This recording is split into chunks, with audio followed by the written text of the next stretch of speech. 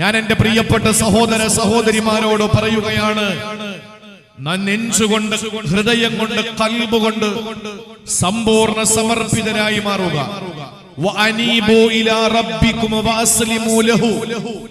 സമ്പൂർണമായി അല്ലാഹുവിലേക്ക് സമർപ്പിതരാവുക.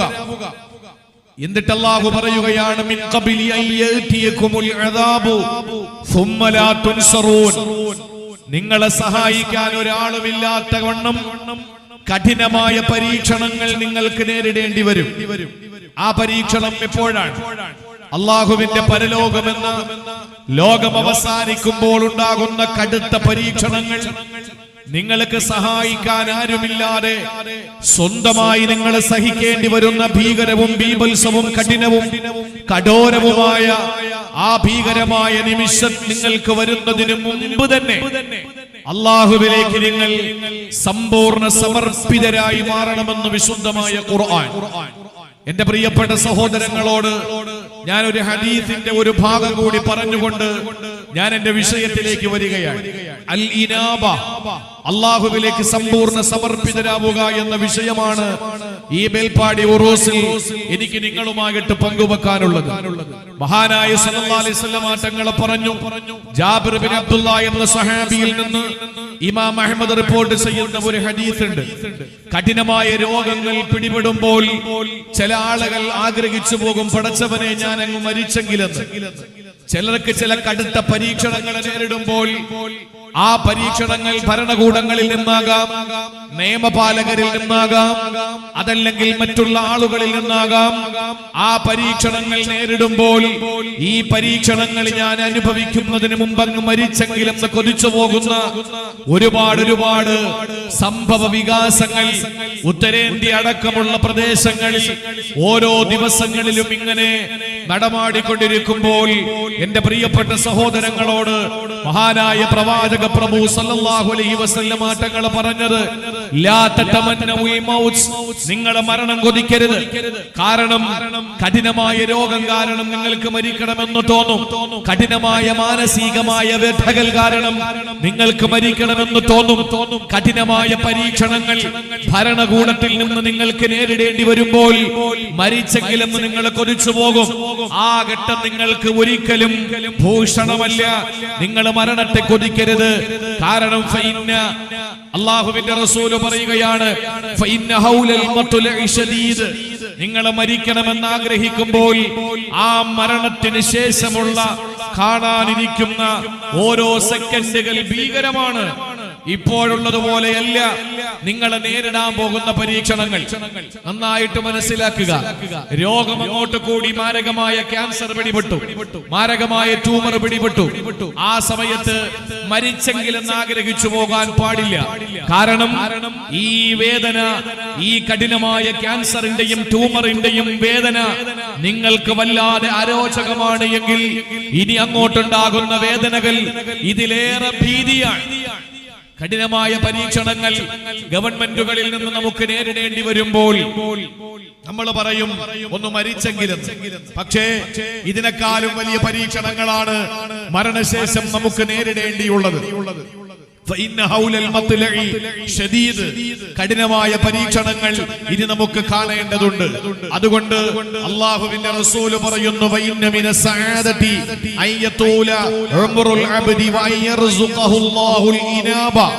ഒരു മനുഷ്യന്റെ വിജയം എന്ന് പറയുന്നത് ഒരുപാട് നാൾ ജീവിച്ചിരുന്ന് ആ നാളത്രയും അല്ലാഹുവിലേക്ക് സമ്പൂർണ്ണ സമർപ്പിതരാകാനുള്ള ഭാഗ്യം കിട്ടുക എന്നുള്ളതാണ്. സഹോദരങ്ങളെ, ഞാൻ നിങ്ങളോടൊരു ചോദ്യം ആമുഖമായി തന്നെ ചോദിക്കുകയാണ്. നിങ്ങൾക്ക് റമദാൻ മാസത്തിൽ 5 മരിക്കാൻ ആഗ്രഹമുള്ളവരാണോ, അതോ 10 മരിക്കാൻ ആഗ്രഹമുള്ളവരാണോ, 15 അന്ന് മരിക്കാൻ ആഗ്രഹമുള്ളവരാണോ, 20 അന്ന് മരിക്കാൻ ആഗ്രഹമുള്ളവരാണോ, 25 അന്ന് മരിക്കാൻ ആഗ്രഹമുള്ളവരാണോ, അതല്ല പുണ്യമായി 27-ാം രാവിന് മരിക്കണമെന്ന് കൊതിക്കുന്നവരാണോ? നിങ്ങൾ ഓരോരുത്തരും അവരവരുടെ മനസ്സാക്ഷിയോട് ചോദിക്കുക. നമ്മളൊക്കെ ആഗ്രഹിക്കുന്നത് റമദാൻ മാസത്തിൽ അങ്ങ് മരിച്ചെങ്കിലും കാരുണ്യത്തിന്റെ 10-ല്, പാപമോചനത്തിന്റെ 10-ല്, നരകമോചനത്തിന്റെ 10-ല് മരിക്കാൻ ഭാഗ്യം കിട്ടുക എന്ന് പറയുന്നത് ചെറിയ കാര്യമല്ല. അതൊക്കെ നല്ലതാണ്.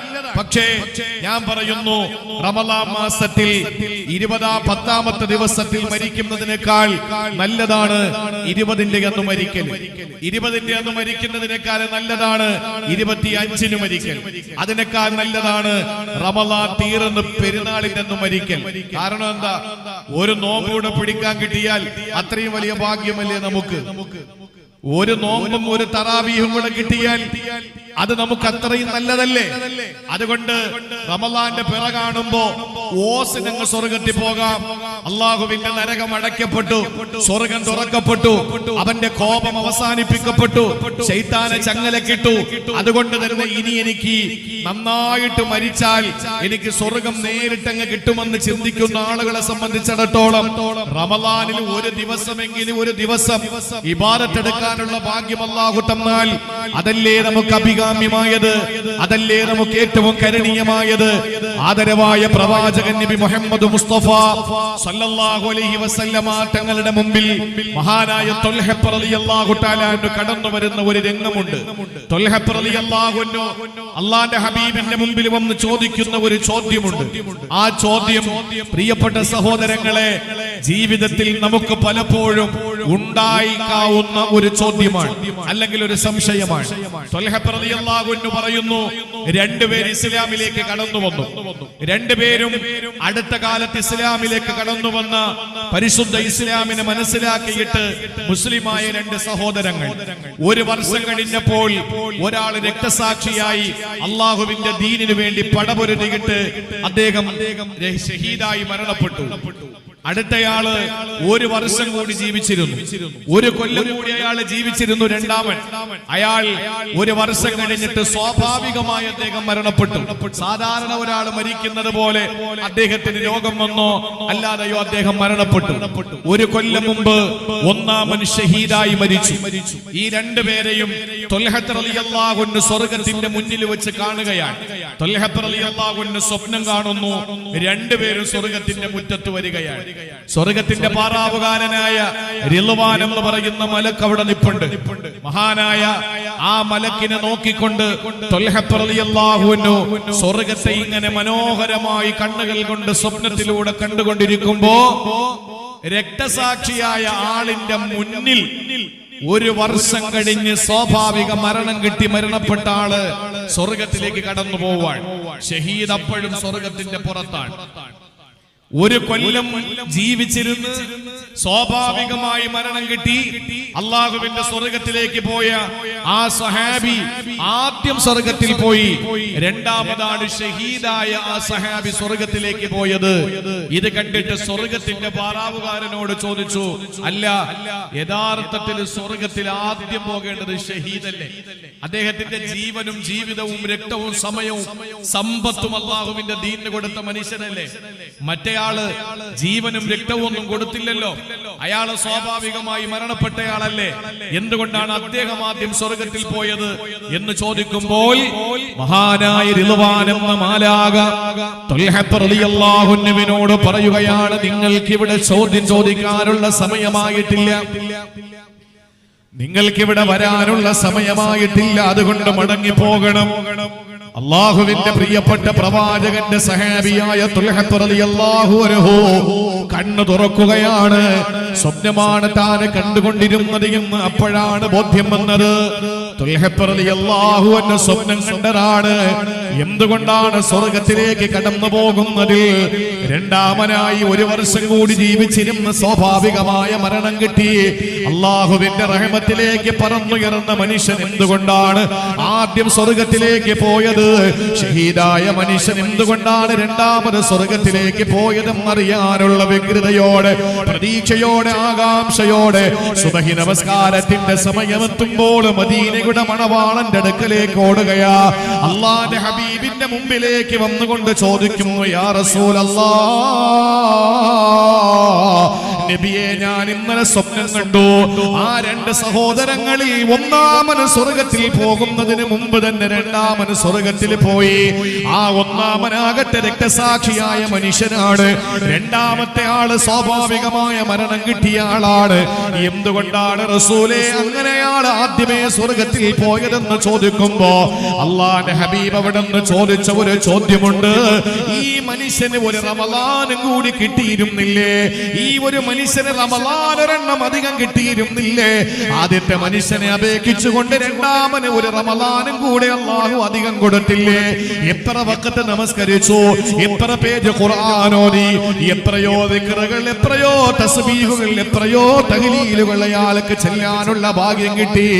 അതുകൊണ്ട് അയാൾ തന്നെയാണ് സ്വർഗത്തിലേക്ക് പോകാൻ ഏറ്റവും അർഹനെന്ന് ആദരവായ പ്രവാചകൻ നബി മുഹമ്മദ് മുസ്തഫ സല്ലല്ലാഹു അലൈഹി വസല്ലമ തങ്ങൾ തൽഹത്ത് റളിയല്ലാഹു അൻഹുവിനോട് പറയുമ്പോ സഹോദരങ്ങളെ റസൂൽ പറഞ്ഞ ഹദീസ് ഇവിടെയാണ് അന്വർത്ഥമാവുക. വ ഇന്ന മിന സഅദാ, ഏറ്റവും വലിയ വിജയത്തിന്റെ അടയാളം എന്തെന്നറിയോ? 50 വയസ്സ് വരെ ജീവിച്ചിരുന്ന ഒരാളെ മേൽപ്പാടിയിലും കുന്തൂരും ഉണ്ടെന്നിരിക്കട്ടെ, അടുത്ത സഹോദരൻ 60 വയസ്സ് വരെ ജീവിച്ചിരുന്നവനാണ്. ഈ 50 വയസ്സ് വരെ ജീവിച്ചിരുന്ന സഹോദരന് മരണപ്പെട്ടു പോയി. അത് കഴിഞ്ഞിട്ട് 10 വർഷമാണ് മറ്റേയാള് ജീവിച്ചിരുന്നത്. രണ്ടുപേരും സാലിഹീങ്ങളാണ്, രണ്ടുപേരും ആബിദീങ്ങളാണ്, രണ്ടുപേരും അല്ലാഹുവിന് വേണ്ടി സുജൂദ് ചെയ്യുന്നവരാ. എന്നാ പ്രിയപ്പെട്ടവരെ, രണ്ടുപേരിലെ ഭാഗ്യവാൻ ആരാണെന്നറിയോ? 60 വർഷക്കാലം ഈ മണ്ണിൽ ജീവിച്ചിരുന്നവരാണ്. കാരണം 10 റമളാൻ അല്ലാഹു അവന് കൊടുത്തു, അധികമായി കൊടുത്തു. ആ 10 റമളാനിൽ 10 ലൈലത്തുൽ ഖദ്ർ അദ്ദേഹത്തിന് കിട്ടിയല്ലോ. 10 ഇഅ്തികാഫ് ഇരിക്കാനുള്ള ഭാഗ്യം കിട്ടിയല്ലോ. എന്തെല്ലാം സൗഭാഗ്യങ്ങളാണ് പടച്ചതമ്പുരാൻ ഒരു ദിവസം കൂടി ജീവിച്ചിരുന്നവന് കൊടുക്കുന്നതെങ്കിൽ. പ്രിയപ്പെട്ട സഹോദരങ്ങളെ, ഏത് പരീക്ഷണങ്ങൾ നിങ്ങൾ നേരിടേണ്ടി വന്നാൽ, ഭരണകൂട ഭീകരതകൾ നമ്മളെ വേട്ടയാടിക്കൊണ്ടിരിക്കുമ്പോൾ, വഖഫ് എന്ന് പറയുന്ന ഇസ്ലാമിന്റെ ഏറ്റവും മുഖ്യമായ ഒരു ഘടകത്തിലെ കത്തിവെക്കുമ്പോ, പ്രിയപ്പെട്ട സഹോദരങ്ങളെ, ഏതേത് പ്രതിസന്ധികൾ നമ്മൾ നേരിടേണ്ടി വന്നാൽ, ഇല്ല എനിക്ക് മരണത്തെ കൊതിക്കാൻ കഴിയില്ല, ഒരു നിമിഷമെങ്കിലും ഒരു നിമിഷം കൂടി ജീവിച്ചിരുന്നാൽ ആ നിമിഷം എന്റെ റബ്ബിനൊരു തസ്ബീഹ് ചൊല്ലാമല്ലോ, ആ ഒരു സെക്കൻഡ് കൂടെ പടച്ചവനെ തഹ്ലീല് ചൊല്ലാമല്ലോ, ഒരു നിമിഷം കൂടി എന്റെ പടച്ചവൻ അല്ലാഹു അക്ബർ ചൊല്ലാമല്ലോ. ആ ഒരു രീതിയിൽ ചിന്തിക്കുന്ന ചെറുപ്പക്കാരനായി നമുക്ക് മാറേണ്ടതുണ്ട്. അവിടെയാണ് ഖുർആൻ ഇടപെടുന്നത്. വഅനീബൂ ഇലാ റബ്ബികും വഅസ്ലിമൂ ലഹു മിൻ ഖബ്ലി അൻ യഅതിയകുമുൽ അദാബു സുമ്മ ലാ തുൻസറൂൻ.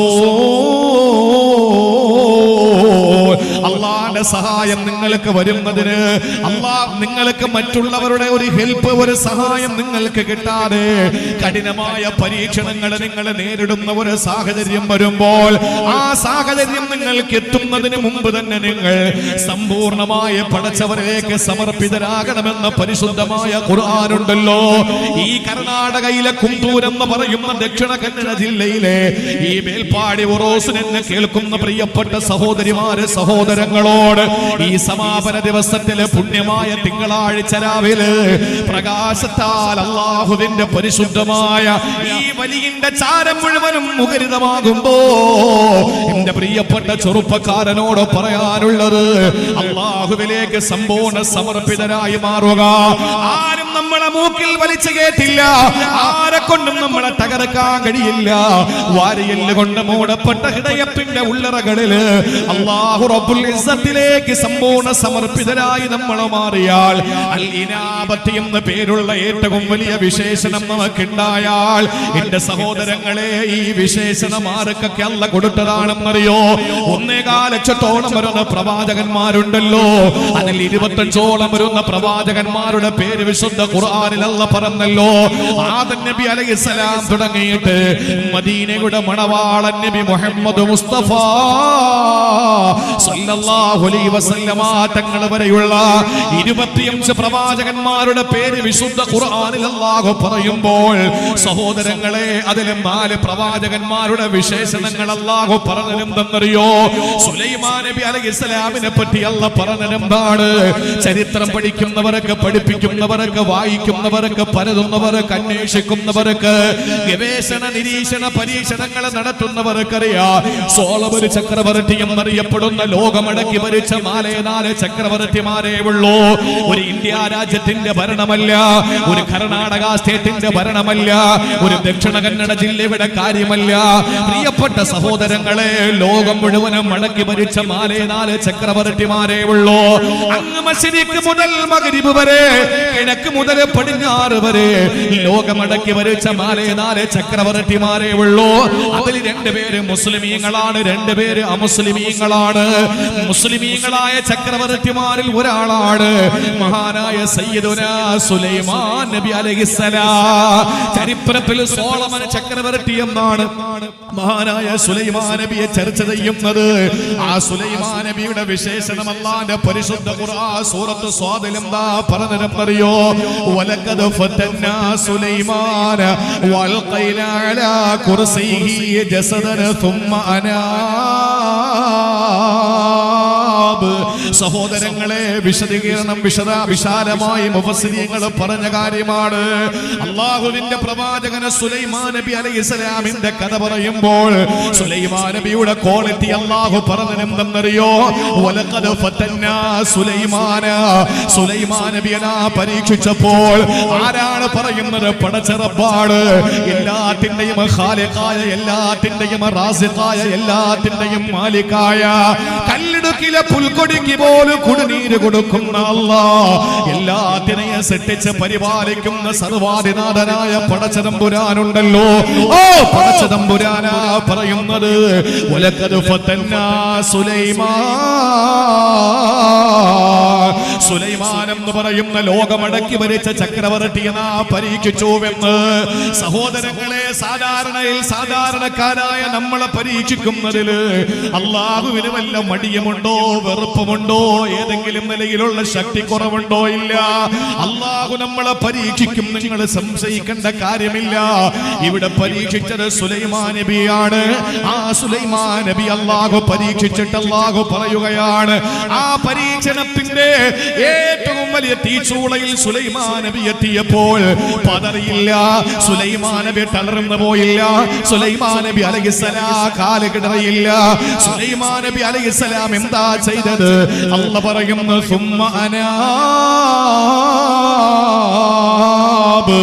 സമ്പൂർണമായ പടച്ചവരിലേക്ക് അങ്ങ് സമർപ്പിതനാവുകയാ. അല്ലാഹുവിലേക്ക് സമർപ്പണ ബോധത്തോടെ, അർപ്പണ ബോധത്തോടെ സർവ്വതും പടച്ചതമ്പുരാന്റെ മുന്നിൽ സമർപ്പിക്കുന്ന ഏറ്റവും വലിയ ദിഷണാശാലിയായ, ഏറ്റവും വലിയ വില്ലാളി വീരനായ, വീരനായി സുലൈമാൻ നബി അലൈഹിസ്സലാം മാറുകയാണ്. എന്റെ പ്രിയപ്പെട്ട കർണാടകത്തിലെ കുംപൂരിലെ പ്രിയപ്പെട്ട ജനങ്ങളോട് ഞാൻ പറയുകയാണ്, സുലൈമാൻ നബി അലൈഹിസ്സലാം ആരായിട്ടാണ് അല്ലാഹു പരീക്ഷിച്ചതെന്നറിയോ? ഈ മേൽപ്പാടിയിൽ ഇപ്പൊ കാറ്റ് വേണമെന്ന് സുലൈമാൻ നബി ആഗ്രഹിച്ചാൽ ഈ മേൽപ്പാടിയിലെ കാറ്റടിച്ച് വീശുമായിരുന്നു. ഇനി കുറച്ച് പുത്തൂരിലേക്ക് പോട്ടെ എന്ന് പറഞ്ഞാൽ ഈ കാറ്റിനെ ഇവിടുന്ന് പുത്തൂരിലേക്ക് കൊണ്ടുപോകാൻ സുലൈമാൻ നബിക്ക് കഴിവുണ്ടായിരുന്നു. അത് എന്റെ വാക്കല്ല, പരിശുദ്ധമായ ഖുർആനിന്റെ വാക്കാണ്. അത് കഴിഞ്ഞിട്ട് കുറച്ച് കാറ്റ്, അല്ലാഹുവിന്റെ കാറ്റ് കൊണ്ടുവന്നിട്ട് കർണാടകത്തിന്റെ ബാംഗ്ലൂരിലോ മൈസൂരിലോ കൊടുക്കണമെന്ന് സുലൈമാൻ നബി മോഹിച്ചാൽ അല്ലാഹു കാറ്റിനെ അവിടെ കൊണ്ട് കൊടുക്കുമായിരുന്നു. കാരണം എന്തെന്നറിയോ? സുലൈമാൻ നബി അലൈഹിസ്സലാമിനെ അല്ലാഹു കാറ്റിനെ കീഴ്പ്പെടുത്തി കൊടുത്ത പ്രവാചകനാണ്. സുലൈമാൻ നബിയുടെ പ്രൈവറ്റ് സെക്രട്ടറി ആരെന്നറിയോ? PS ആരെന്നറിയോ? സുലൈമാൻ നബി അലൈഹിസ്സലാമിന് ഒരു PS ഉണ്ട്. ആ PS ഹുദ്ഹുദ് എന്ന മരം കൊട്ടിയാണ്. ഇടം നിഴഞ്ഞു പോകുന്ന കൊച്ചു കൊച്ചുറുമ്പുകളുടെ സംസാരത്തിന്റെ പാടവം പോലും തിരിച്ചറിയാൻ അല്ലാഹു കഴിവ് കൊടുത്ത ചരിത്രത്തിലെ ഒരേ ഒരു പ്രവാചകനാരാ? സയ്യിദുനാ സുലൈമാൻ നബി അലൈഹിസ്സലാം. തീരുന്നില്ല സഹോദരങ്ങളെ, സുലൈമാൻ നബി അലൈഹിസ്സലാമിനെ അല്ലാഹു തആല ജിന്നുകളെ പോലെ കീഴ്പ്പെടുത്തി കൊടുക്കുകയാ. സുലൈമാൻ നബി അലൈഹിസ്സലാം ഒരു കെട്ടിടം നിർമ്മിക്കണമെന്ന ചിന്ത, ആഗ്രഹം വന്നാൽ ആ കെട്ടിടത്തിന് പണിയെടുപ്പിക്കുന്നത് ആരെ കൊണ്ടാണ്? നമ്മൾ സാധാരണ പണിയെടുപ്പിക്കുന്ന ഏതെങ്കിലും തൊഴിലാളികളെ കൊണ്ടല്ല. ഉത്തരേന്ത്യയിൽ നിന്ന് വടക്കേന്ത്യയിൽ നിന്ന് ട്രെയിൻ കയറി കെട്ടി ഇവിടെ ഇറങ്ങിയിട്ട് പണി പണിയെടുക്കുന്ന ഏതെങ്കിലും ബംഗാളിലെ സഹോദരങ്ങളെ കൊണ്ടല്ല പണിയെടുപ്പിച്ചത്. പിന്നെയോ സുലൈമാൻ നബിക്ക് ഏതെങ്കിലും ഒരു സ്ഥാപനം കെട്ടണമെന്ന മോഹം വന്നാൽ, ഒരു സിംഹാസനത്തിനെ കെട്ടണമെന്ന മോഹം വന്നാൽ സുലൈമാൻ നബി പണിക്ക് വിളിക്കുന്നത് ആരെയെന്നറിയോ? മനുഷ്യന്റെ കണ്ണുകൾക്ക് കണ്ടു തീർക്കാൻ കഴിയാത്ത ജിന്നുകളുണ്ടല്ലോ, ആ ജിന്നുകളെ കൊണ്ടാണ് അല്ലാഹുവിന്റെ പ്രവാചകന് സുലൈമാൻ നബി പണി കഴിപ്പിച്ചത്. ആ രീതിയിൽ സർവ്വാഗ്രഹങ്ങളും അല്ലാഹു സാധിപ്പിച്ചു കൊടുത്തിട്ട് സുലൈമാൻ നബി അലൈഹിസ്സലാമിന് സർവ്വ സന്നാഹങ്ങളെയും തന്റെ കീഴ്പ്പെടുത്തി കൊടുത്തിട്ട് അല്ലാഹു പറഞ്ഞത് എന്താണ്? വലഖദ് ഫതന്നാ സുലൈമാനെ ഞാൻ അങ്ങ് പരീക്ഷിച്ചു എന്നാണ്. ആ പരീക്ഷണം ഏതാണെന്ന് മുഫസ്സിരീങ്ങൾ പേജുകൾ അതിനു വേണ്ടി ചർച്ച ചെയ്യുന്നുണ്ട്. നമുക്കതിനുള്ള സമയമില്ല. പക്ഷേ സുലൈമാൻ നബി അലൈഹിസ്സലാം പരീക്ഷണങ്ങൾ ഒന്നൊന്നാകെ നേരിടുമ്പോൾ ആ സന്ദർഭത്തിൽ സുലൈമാൻ നബിയുടെ വിശേഷണം അല്ലാഹു പറഞ്ഞത് സുമ്മ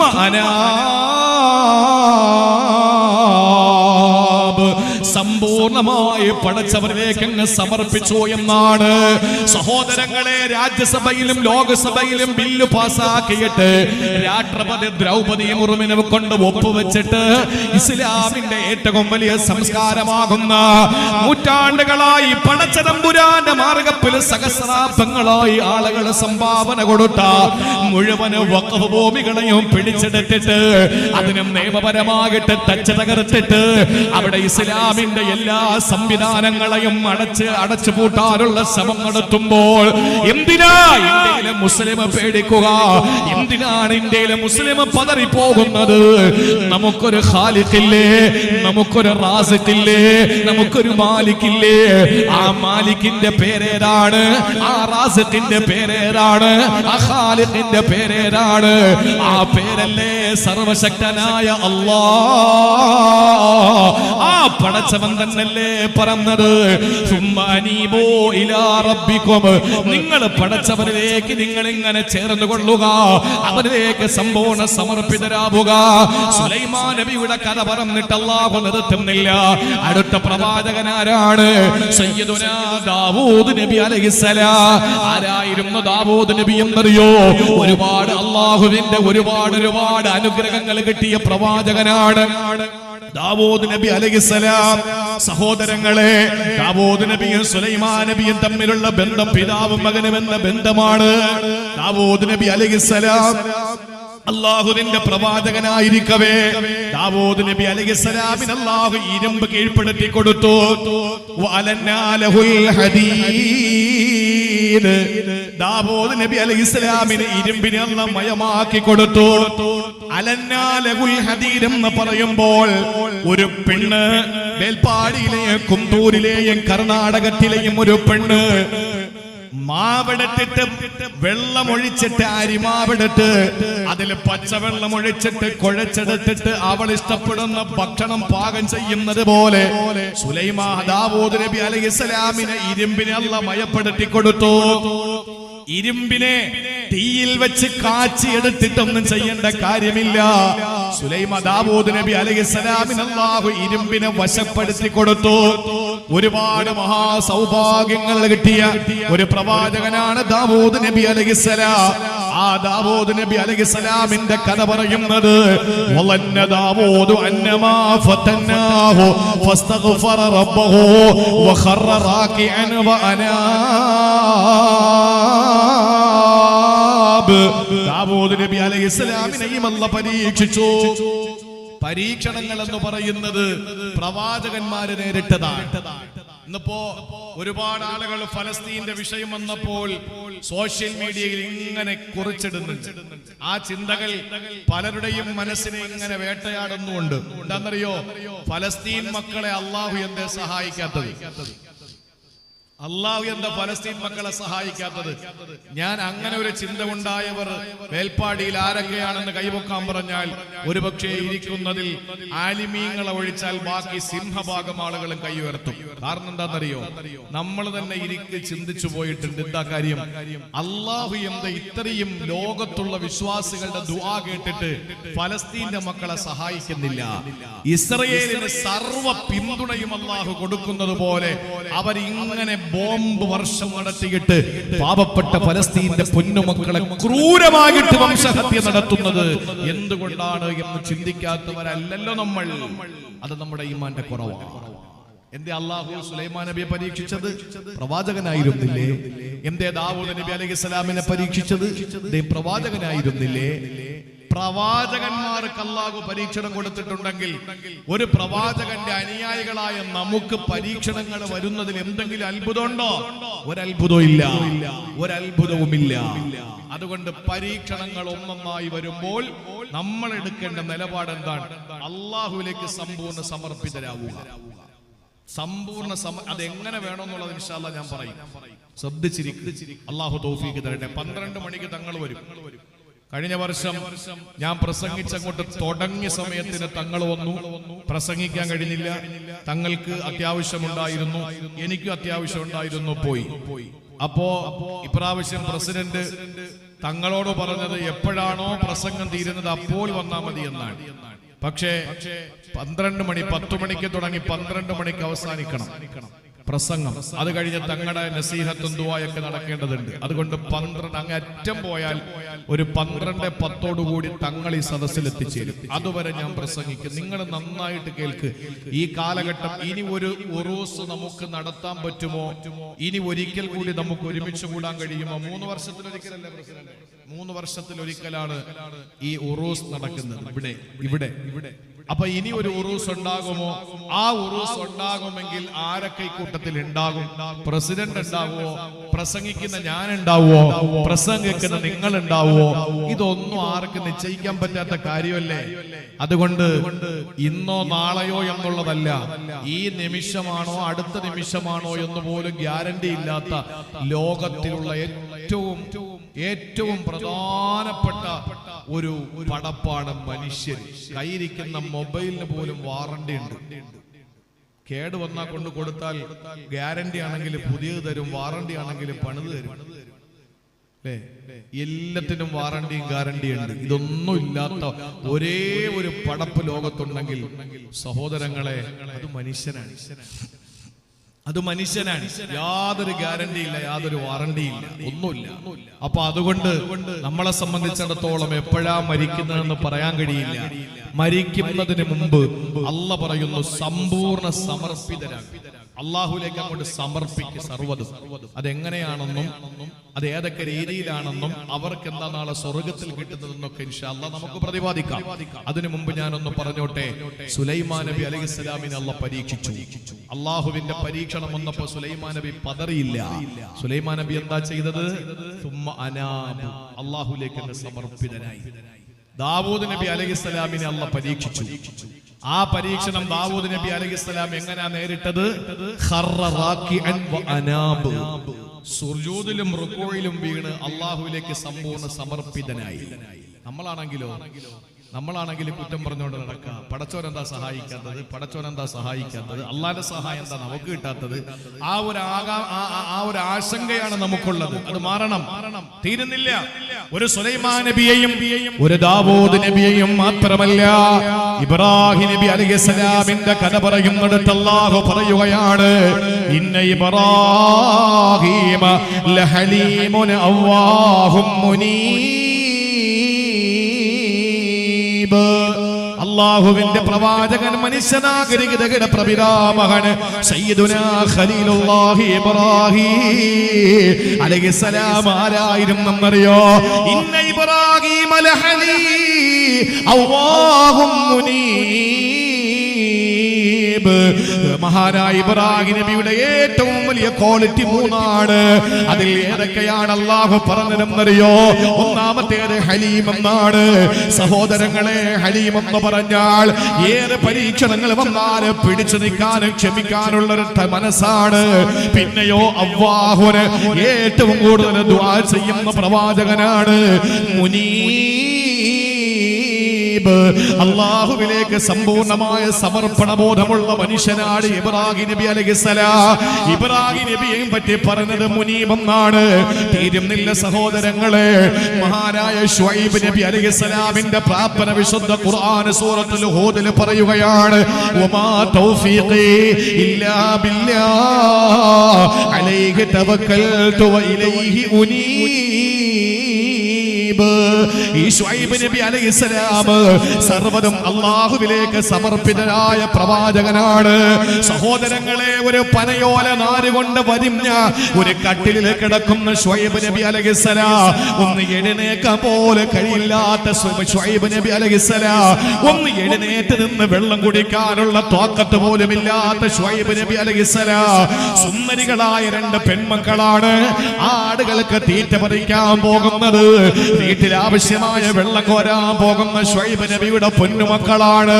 പക്ഷേ വീട്ടിൽ നിന്ന് പുറത്തിറങ്ങാൻ കഴിയാതെ ഏറ്റവും വലിയ രോഗത്തിന്റെ ഇരയായിട്ട് പ്രായാധിക്യം ചെന്നിട്ട പനയോല കൊണ്ട് നിർമ്മിച്ചതായ ഒരു കസേര ഒരു കട്ടിൽ ഇങ്ങനെ കിടക്കുന്ന ശുഐബ് നബി അലൈഹിസ്സലാമിന്റെ പ്രിയപ്പെട്ട മകളെ മരുമകനാക്കി അല്ലാഹു കൊണ്ടു കൊടുത്തല്ലോ.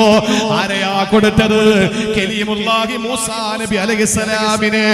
മൂസാ നബി അലൈഹിസ്സലാമിനെ ആ വീട്ടിൽ മരുമകനാക്കി ശുഐബ് നബിക്ക് അല്ലാഹു സമ്മാനിച്ചെങ്കിൽ ശുഐബ് നബി അലൈഹിസ്സലാം ചില്ലറക്കാരനല്ല. ശുഐബ് നബി അലൈഹിസ്സലാം നാട്ടിലുള്ള അനാചാരങ്ങൾക്കും അരാജകത്വത്തിനുമെതിരെ ഒരു കാലഘട്ടത്തിൽ ശക്തമായ പോരാട്ടം നടത്തിയ പ്രവാചകനാണ്. അളവിലും തൂക്കത്തിലും കുറവ് വരുത്തുന്ന കച്ചവടത്തില് കാപ്പട്ടി കാണിക്കുന്ന കള്ളക്കച്ചവടക്കാരുടെ ലോകത്തില് അരുത്, പാടില്ല എന്ന് പറഞ്ഞിട്ട് കച്ചവടക്കാരാകുന്ന ഫാസിസ്റ്റുകളുടെ മനോമുഖരത്തില് ഭയപ്പാട് വിതറിക്കൊടുത്ത പ്രവാചകനാണ് സയ്യിദുനാ ശുഐബ് നബി അലൈഹിസ്സലാം. ആ പ്രവാചകന്റെ പ്രാർത്ഥന എന്താണ്? വമാ തൗഫീഖി ഇല്ലാ ബില്ലാഹ് അലൈഹി തവക്കൽതു വഇലൈഹി ഉനീബ്. ഞാനിതാ പടച്ചവരിലേക്ക് സമ്പൂർണമായ സമർപ്പണം നടത്തുകയാണ്. എല്ലാം എന്റെ നാഥനിലേക്ക് ഞാൻ അർപ്പിക്കുകയാണ്. ഇത് പറഞ്ഞിട്ടാണ് ശുഐബ് നബി അലൈഹിസ്സലാം പോലെ സഹോദരങ്ങളെ ഏറ്റവും വലിയ രീതിയിലുള്ള ഏറ്റവും വലിയ പ്രാർത്ഥന നിർവഹിച്ചതെങ്കിൽ എന്റെ പ്രിയപ്പെട്ട സഹോദരങ്ങളോട്, ഈ കുന്തൂരിലെയും മേൽപ്പാടിയിലെയും എന്നെ കേൾക്കുന്ന പ്രിയപ്പെട്ട പുരുഷന്മാരോട്, സ്ത്രീകളോട് എനിക്ക് പറയാനുള്ളത്, അല്ലാഹുവിലേക്ക് സമ്പൂർണ്ണ സമർപ്പണ ബോധത്തോടെ നിൽക്കുന്ന നമ്മുടെ മനസ്സിനെ മാറ്റിയെടുക്കാൻ ആരൊക്കെ ശ്രമിച്ചാൽ പോടാതിന്റെ പണി നോക്കിയിട്ടെന്ന് പറയാനുള്ള ആംബിയർ, അത് പറയാനുള്ള തന്റെ ഇടം നമുക്കുണ്ടാകണം സഹോദരങ്ങളെ. ആരെങ്കിലും വന്നിട്ട് റബ്ബിലേക്ക് സമർപ്പിക്കുന്ന അർപ്പണബോധത്തെ സമർപ്പണബോധത്തെ സമ്പൂർണ്ണ സമർപ്പിതം നമ്മൾ നടത്തുമ്പോൾ അത് വേണ്ട എന്ന് പറഞ്ഞ് ആരെങ്കിലും നമ്മുടെ മുമ്പിൽ വന്നാൽ ഏവനായാലും അവനെ പോടാ എന്ന് പറയാനുള്ള ഈമാനിക കരുത്ത് നമുക്ക് ഉണ്ടാകണം. ഈമാനികമായ കരുത്ത് ആ ഒരു ഉൾക്കരുത്ത് നമുക്ക് നേടിയെടുക്കാൻ കഴിയണം. അല്ലാഹു തൗഫീഖ് തരട്ടെ. ആമീൻ പറയ്. അല്ലാഹു തൗഫീഖ് തരട്ടെ.